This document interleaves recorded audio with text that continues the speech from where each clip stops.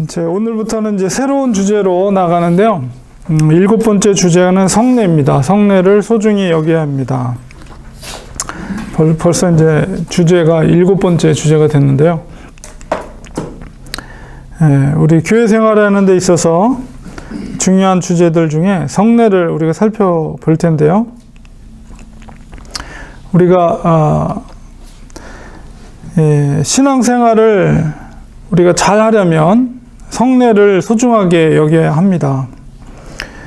우리 중세 교회가 타락하면서 종교 개혁을 일으킬 때 말씀으로 다시 돌아가야 된다. 그래서 이제 말씀을 굉장히 강조하다 보니까 이제 세례와 성찬식을 소홀히 하는 그런 경향이 있었습니다. 근데 이 성례는 은혜를 받는 수단으로서 중요한, 우리 기독교에 있어서 중요한 것입니다.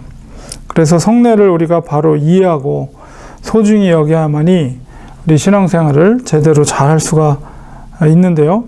특별히 세례는 예수 그리스도를 우리가 구주로 영접하면서 교회 앞에서 자신의 신앙을 공개적으로 고백하면서 그것을 교회 앞에서 공인하는 예식입니다.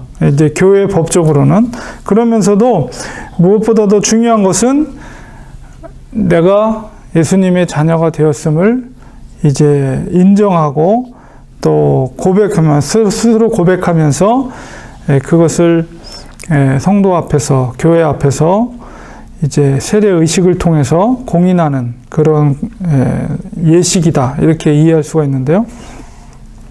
그리고 또한 이것이 공적으로 신앙을 고백하는 것이기 때문에 또 세례 교인으로서 교회의 정회원이 되는 그런 자격을 부여받게 됩니다. 그리고 무엇보다도 그런 세례를 통해서 이제 성찬에 참여할 수 있는 자격이 또한 부여하게 되죠.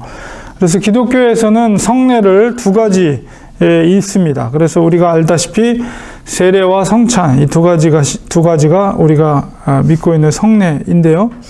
물론 캐톨릭에서는 칠성례라 그래가지고 7가지가 있어요. 뭐 태어났을 때, 뭐 결혼할 때, 뭐 여러 가지 죽을 때, 뭐 이렇게 여러 가지 기독교에는 포함되어 있지 않은 예식도 성례로 7가지를 지키고 있지만 우리 기독교에서는 세례와 성찬 두 가지 예식을 우리가 성례라고 합니다. 보통 이제 세례는 구원의 조건은 아닙니다. 우리가 구원받는 조건은 바로 예수 그리스도를 믿음으로 고백되어질 때 그게 구원받기 때문입니다.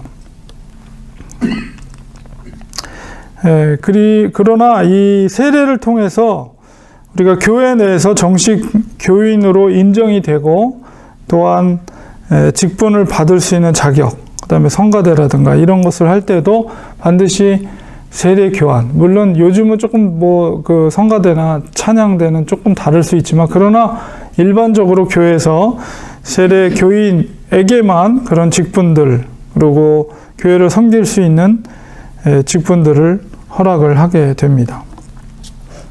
또한 중요한 것은 또 성찬식에 참여할 자격으로서 세례한 자만이 참여할 수 있도록 하게 되죠.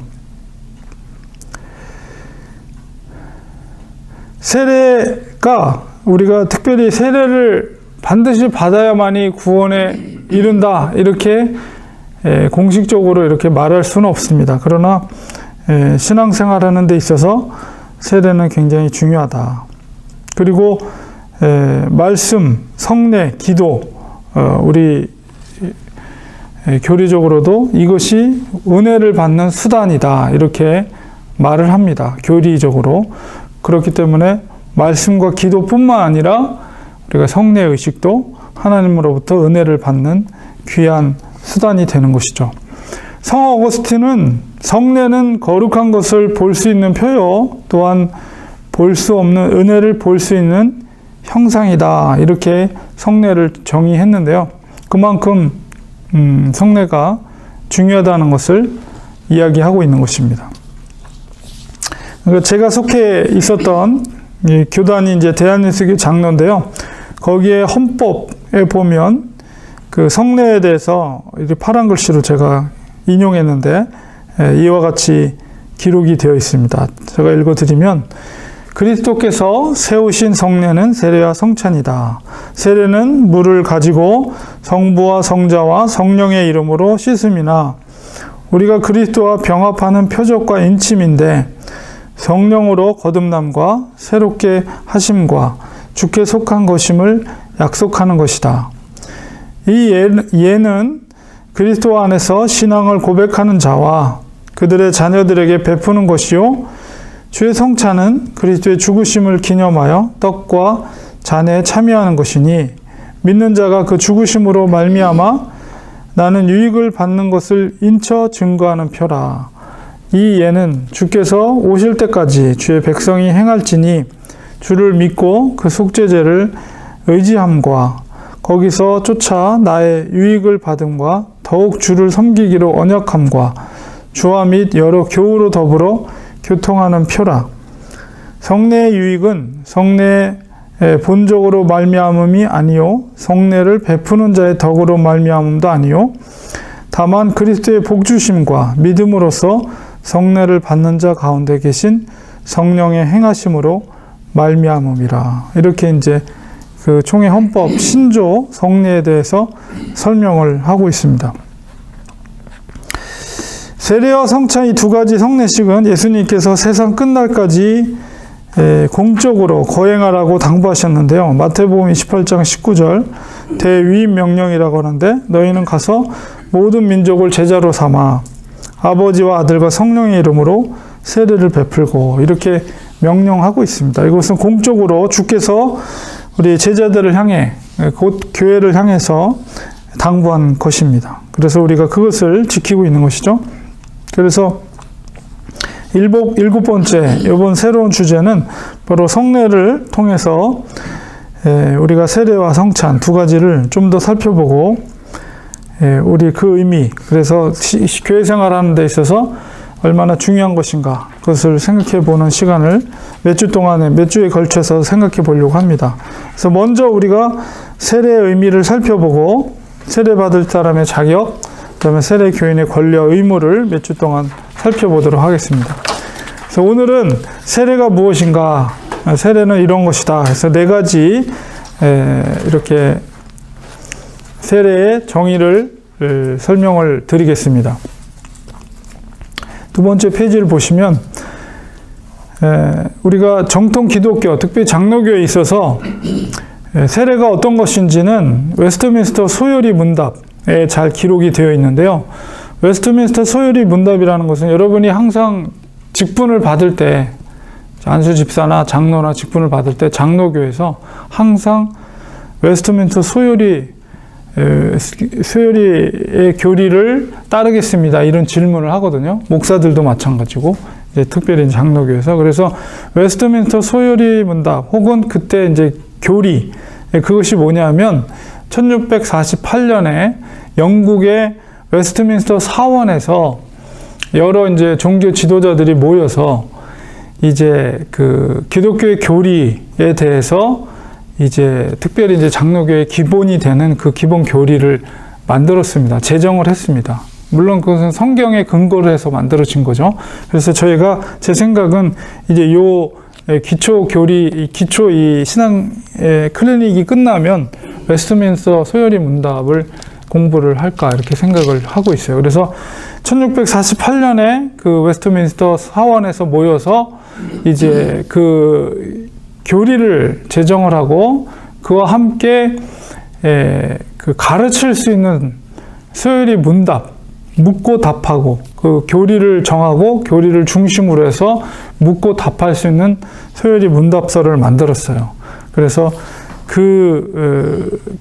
거기에서 이제 세례에 관한 부분들도 교리에 관한 것들, 그 다음에 신앙생활하는 데 있어서 중요한 것들에 대해서 이제 다 정했는데 그것을 정통적으로 우리 장로교들이 계승을 하고 그것을 믿는 것을 이제 기초로 해서 우리가 직분을 받을 때 목사나 장로나 집사나 다 이것을 지킬 것을 묻거든요. 이제 그것이 기초가 됐어요. 그래서 거기서 이제 세례에 대해서 이야기를 할 때 이제 거기서 세례는 물을 가지고 성부와 성자와 성령의 이름으로 죄를 씻는 예식인데 우리가 예수와 연합됨과 은혜 언약의 여러 가지 유익에 참여함과 주님의 사람이 되기로 하는 서약을 표시하며 인치는 것이다. 이렇게 설명을 하고 있습니다.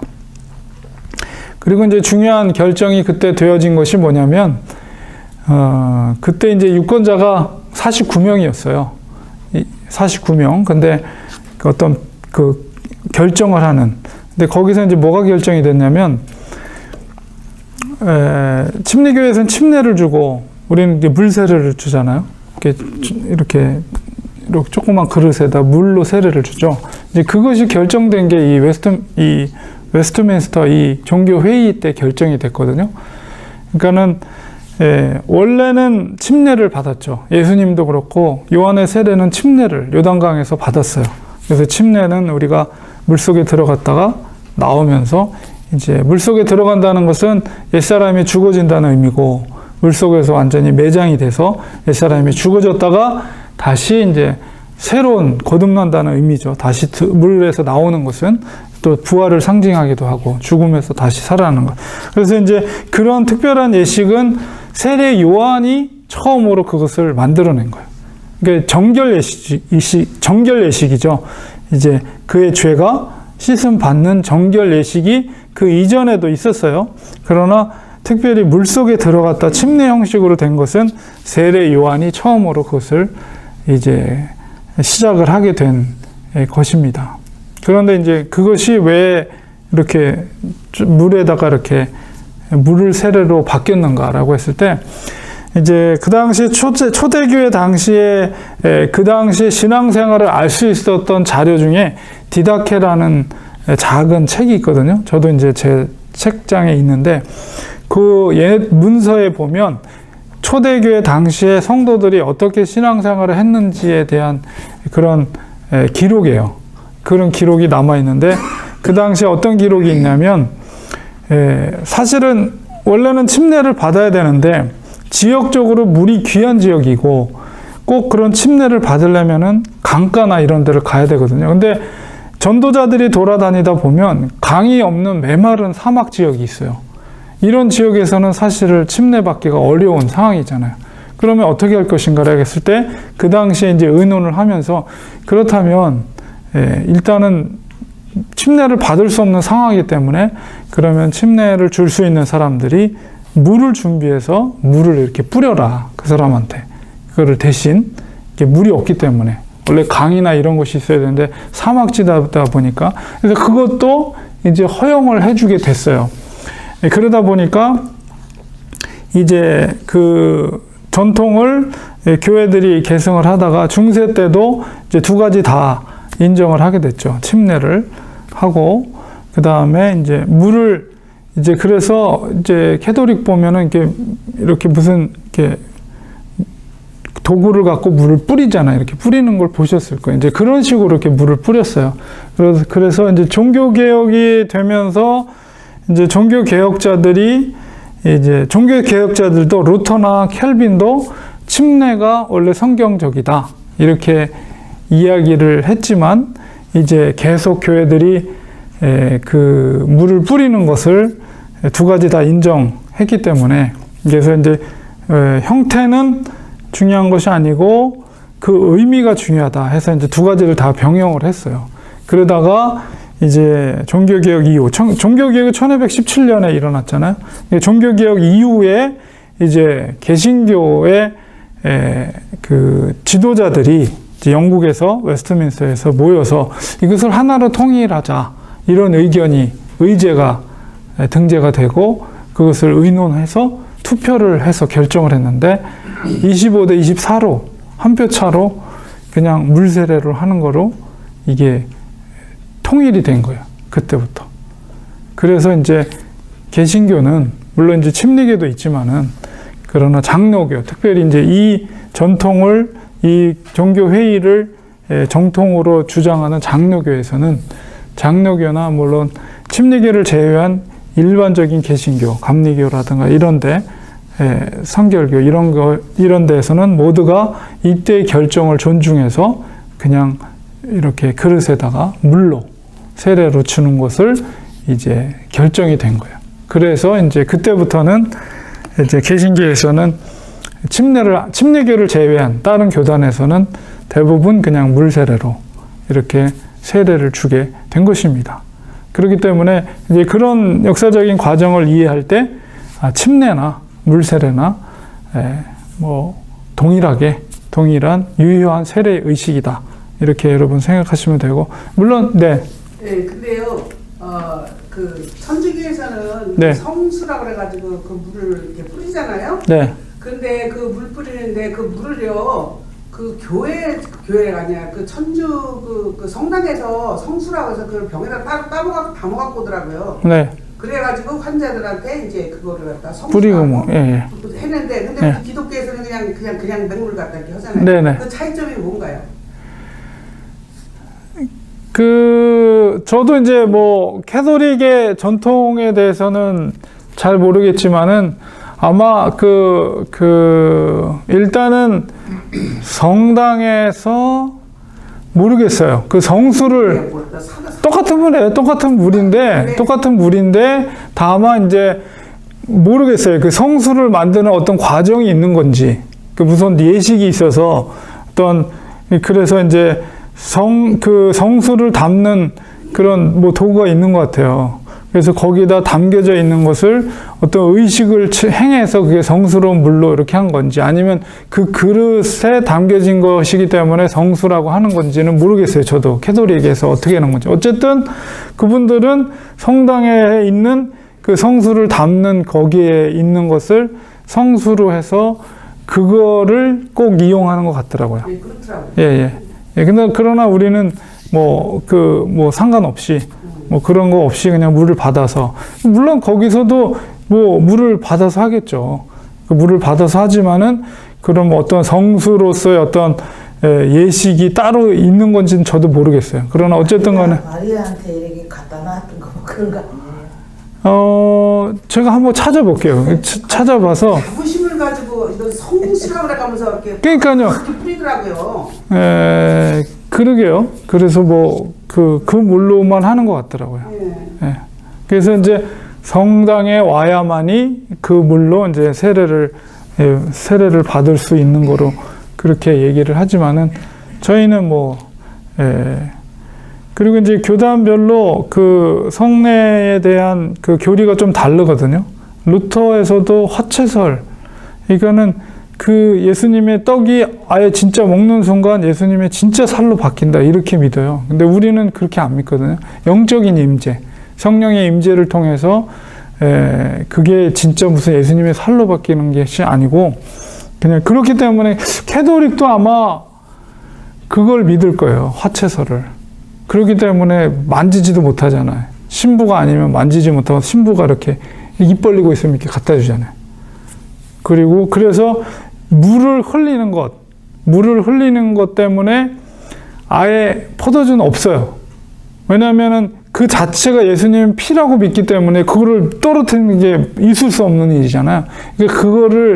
그래서 그 사람들이 아예 그 떡 속에 예수님 피와 살이 들어있다, 이렇게 생각해서 신부들만 이렇게 밀병으로 된 거, 동그란 거를 그렇게 주죠.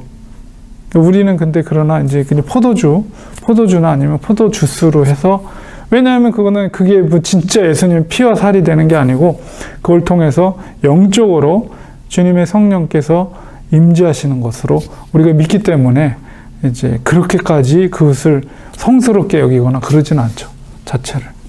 그러나 이제 남는 거는 원래는 뭐 성직자를 받아서 이렇게 처리를 하는데, 어쨌든 그런 차이가 있습니다. 그래서 여러분이 왜 침례와 물세례로 바뀌었는가, 이거를 여러분이 이해를 하시면, 그래서 이제 웨스트민스터 이 종교회가 굉장히 중요한 결정들을 하게 됐고, 목사님 천주교에서 텔레비에서 본 것 같은데, 그 성천식 할 때 이제 그 떡을 동그란 걸 이제 전부 신부가 입에 넣어 주잖아요. 네. 그러고 나서 포도주는 큰 다라이 같은데 이만한데 담아가 전부 한 모금씩 마시고 가던데. 그거는 한번 봤어. 그래요? 난 그거 좀 지저분하다. 근데 제가 알기로는 그 문제 때문에 굉장히 이제 바티칸에서 고민을 하다가 아예 예수님의 살 속에 피도 섞인 거다. 이런 식으로 결정을 해서, 왜냐하면 이제 받아 먹다가 이 사람들이 물을 흘리거나 이럴 때 있을 수 없는 일이거든요. 그 예수님의 피를 흘리는 거는 자기 몸속에 들어가야 되는데 그거를 바닥에 흘리거나 이제 그거를 이제 방지하기 위해서 그렇게 바꾼 거로 저는 알고 있거든요. 그래서 그거는 모르겠어요. 그 TV 옛날에 예. 그래서 저희들도 사실은 기독교 초대교회 전통으로 하면 떡을 사실은 이렇게 띄어서 나눠주 그런 교단도 있어요.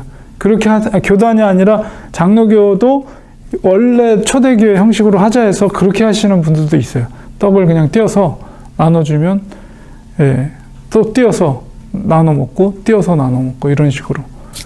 이제 그러려면 또 실제적으로 시간도 많이 걸리고 그러니까 이제 저희들은 그냥 딱 준비된 거로 해서 이렇게 쫙 돌리고 하는데, 그렇게 하시는 분들도 있습니다.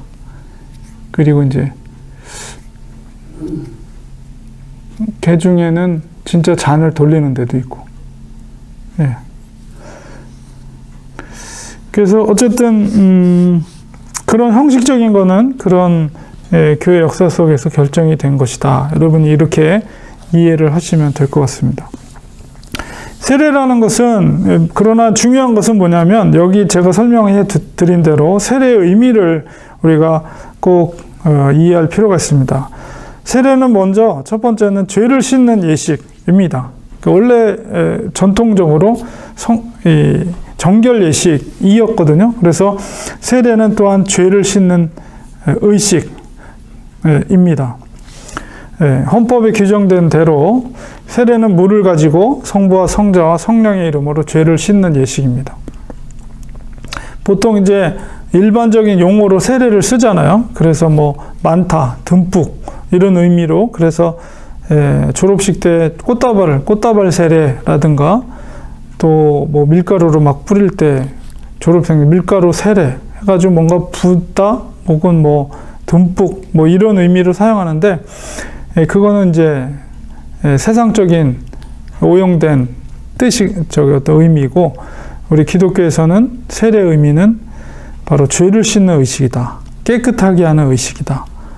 이렇게 이해를 하시면 되겠습니다. 두 번째는 세례는 예수 그리스도와 연합됨을 의미합니다. 그러니까 왜 성례가 은혜의 수단인가라고 했을 때 그 의미를 생각할 때 예수 그리스도의 연합.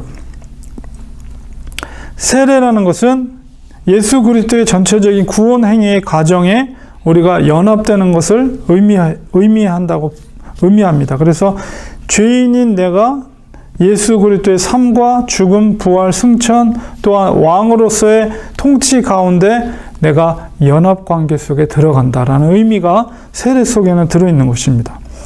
세례는 성령으로 거듭남과 새롭게 하심과 또한 주께 속한 것임을 약속하는 것입니다. 이게 굉장히 중요한 의미를 담고 있죠. 예수님께서 십자가에서 죽으실 때 나의 우리들의 옛 삶이 죽었고, 또 예수님께서 부활하실 때 우리도 또 그 부활에 참여하게 될 것을 우리가 믿는 것이죠. 그리고 예수님과 완전히 연합된 것을 확인하는 예식이 곧 세례다, 이렇게 봅니다. 세 번째는 세례는 주님의 사람으로 살려는 또한 서약이다.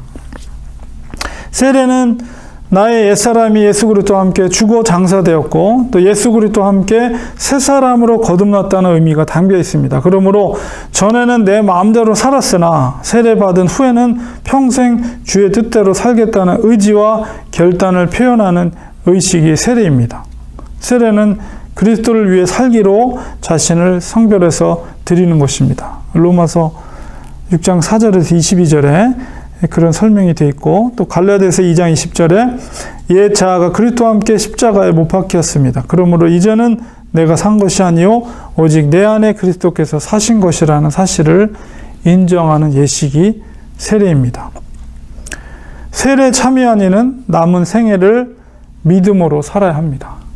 그래서 이 정의를 지키려고 콘스탄틴 대제는 세례를 계속 미뤘대요. 왜냐하면 세례를 받는 순간 자기는 절대 죄를 지으면 안 된다. 이런 나름대로의 믿음이 있었던 거예요. 그래서 세례를 계속 받질 않고 미뤘다는 거예요. 그러니까 자기가 죄 지을 것에 대해서 두려움이 있고 그러니까 그래서 최종적으로 거의 나이가 나중에 먹고 이제 왕도 이제 내려놓고 아주 나중에 세례를 받고 그때부터 콘스탄틴 대제는 흰 옷만 입고 살았대요. 죽을 때까지. 그러니까 그만큼 이제 이거를 철저하게 지키려고 그런 건데 물론 콘스탄틴이 사실 죄가 많이 있어요. 사람을 죽이고 자기 아들을 죽이고 막 이런 일도 했었거든요. 역사적으로 보면. 그러니까 근데 중요한 결정을 많이 했죠. 기독교에 있어서. 그리고 또 뭐 이단적인 요소도 그거로 인해서 많이 또 들어오기도 하고 그랬는데 어쨌든 우리는 세례를 받는 순간 뭐 정말 이런 너무 쉽게 우리가 세례를 받고 나서 너무나도 똑같이 변함없이 살려고 하는 어떤 그런 의지도 없이 그렇게 하는 것은 잘못이다. 그렇기 때문에 우리 세례를 받을 때는 초대교회 세례 요한의 세례를 받는 자들은 이런 결단을 하고 물론 그렇다 할지라도 우리가 죄를 안 지을 수는 없죠. 그러나 그래도 우리가 주님의 사람으로 살려는 그런 서약이라는 것을 우리가 생각할 때 내가 세례를 받았다면 이렇게 살면 안 되지 라는 어떤 그런 어떤 생각을 가지면서 살아야 된다는 것입니다.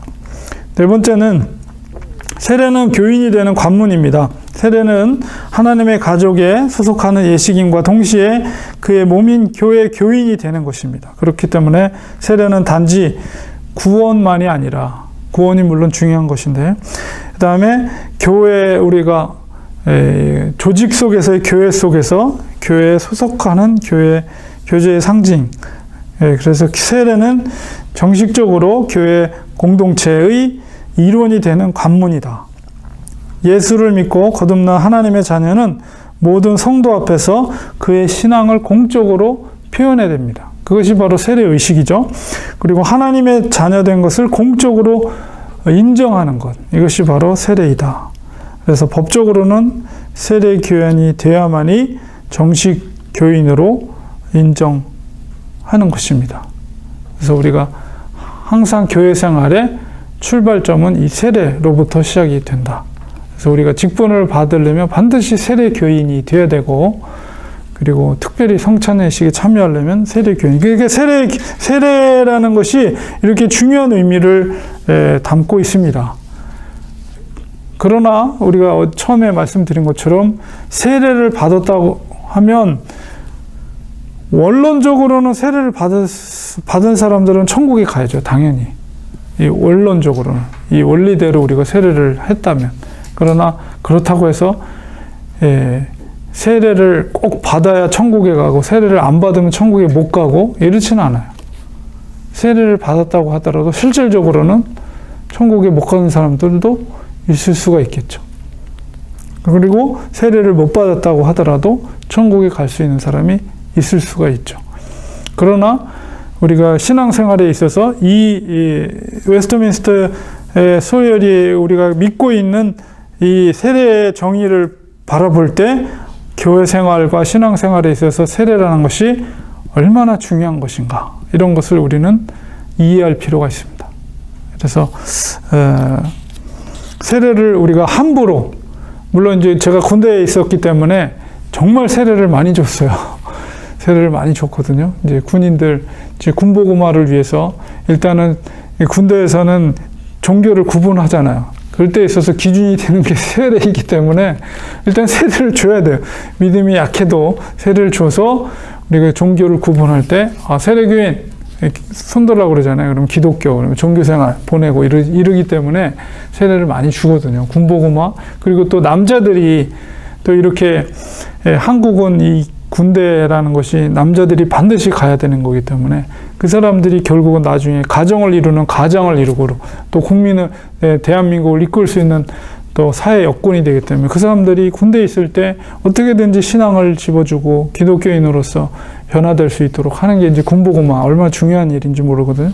그래서 세례를 많이 줬는데, 근데 그러나 그런 특수한 상황이기 때문에 그렇지만은 일반적인 교회에서는 세례를 줄 때 정말로 그 사람의, 그래서 신앙교육도 하고 문답도 하고 이제 6개월 전에 그 사람의 어떤 신앙의 상태를 확인하면서 교육하면서 그의 신앙을 또 고백을 듣고 이러잖아요. 그래서 세례를 아주 중요하게, 왜냐하면 신앙생활을 출발이기 때문에 그 사람이 진짜로 예수 그리스도를 영접했는지 신앙으로 고백하는지 이런 것들을 살펴보는 것이죠. 그래서 세례의 중요성, 그리고 세례는 은혜의 수단이다라는 것을 우리가 생각할 때 성례를 우리가 소중히 여겨야 된다. 그래서 이제 앞으로도 몇 주 동안에 이 성례, 세례와 성찬에 대해서 우리가 좀 더 이해하는 시간을 갖도록 하겠습니다. 기도하겠습니다.